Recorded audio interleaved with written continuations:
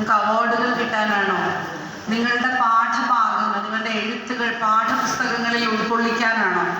എന്തിനു വേണ്ടിയാണ് നിങ്ങൾ എഴുതുന്നത് എന്ന ചോദ്യം ഒരു എഴുത്തുകാരൻ എന്ന നിലയിൽ മുന്നോട്ട് വയ്ക്കുമ്പോൾ എനിക്കും എപ്പോഴും തോന്നിയിട്ടുള്ളൊരു കാര്യം, അവനവൻ്റെ ആത്മപ്രകാശനത്തിന് വേണ്ടി, സ്വത്വപ്രകാശനത്തിന് വേണ്ടിയാണ് നമ്മൾ എഴുതുന്നത് എന്നാണ്.